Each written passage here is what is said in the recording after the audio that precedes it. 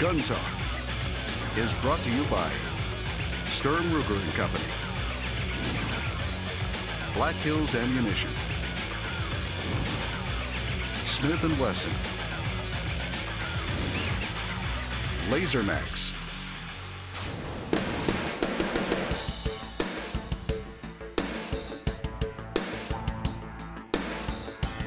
with the increased popularity of polymer guns, a lot of people are modifying their pistols to suit their needs, suit their individual needs, their body structure, their hand size. We're big fans of Glocks, and we like making some modifications. Now, I do need to preface this that we're not advocating making internal modifications that may jeopardize the function of the gun. If you're going to do any internal modifications, bring it to a certified armor. That way you're not carrying something on the street to protect your life out of the range that may not work. But what we're going to primarily talk about is actually grip and stippling the Glocks, and you can do this with any polymer gun. If you look here, we've got it in a couple different variations, actually stages of the process. The first, what we start with is a Dremel tool with just a little sanding block, and we start dremeling down all the natural stippling. Now you have to be careful that you don't Dremel right through the plastic into the magazine well. Obviously that will damage the gun. It'll work on any polymer gun. You can do it on XDs, you can do it on M&Ps. Grind those corners down a little bit, make it a little bit more ergonomic for your hand. Once you have the base ground down, you can see this pistol is kind of in the beginning stages of it. It's really nice and smooth now. It's a little bit more rounded than what naturally comes from Glock, so it works for us a little bit better. This is kind of the second stage. Now this would be a concealed carry gun where you have a reference point for your support thumb. You have the front strap that's been stippled now. You have the bottom of the trigger guard that's actually been high cut for your support knuckle and stippled as well.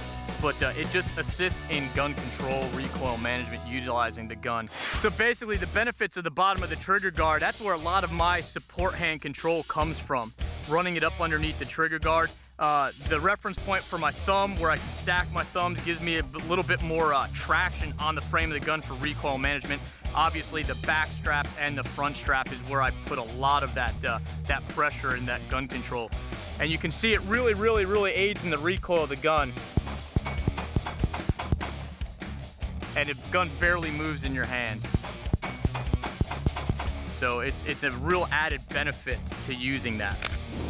When you're starting to do your stipple work, it's good to have maybe like a silver Sharpie, whatever, and do your outline first, get your layout.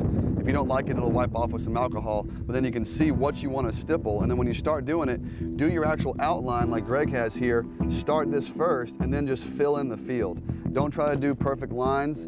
It's going to drive you crazy. Just do a nice irregular pattern. That's going to look the best whenever you get done. It'll look something like this. I've done an aggressive stippling here on my reference point, and then I use the entire grip all the way around, 360. And you don't have to do the whole gun, you can just do whatever you want, but for me, I went ahead and did the whole thing. Reference points on both sides, of course. If we have to use our weak hand, we want to have that same reference point for our support hand. The difference between Destin's Glock 17 and my Glock 19 is this is a concealed carry gun. I leave the sides of the gun, the sides of the grip, basically at its natural finish. That way it's not tearing up your skin, it's not tearing your clothing when you're carrying it concealed. It's not pretty, but it's functional, and function will beat fashion any day of the week. All right, so with this grip, like we talked about, we did the entire grip on this to maximize the actual surface tension and give me the most grip possible.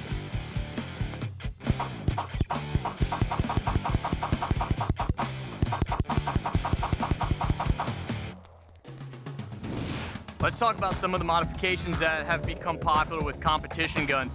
What I have here is a Glock 35. We put a big beveled out magazine well on it.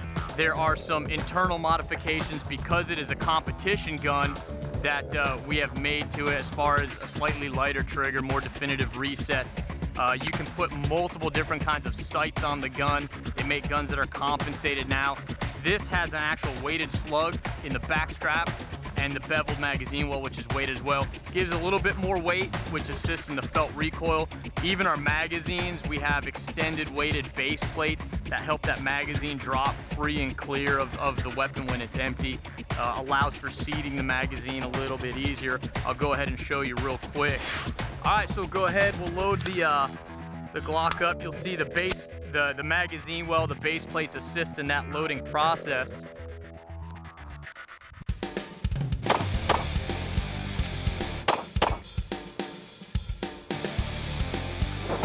Those are just a few things that you can do to your polymer guns. Customize them, tweak them a little bit to fit your hand and make them a little bit more shootable. Remember, start small. You can always do more. After the break, we take a look at the Springfield 525 and the guys go over some custom AR mods.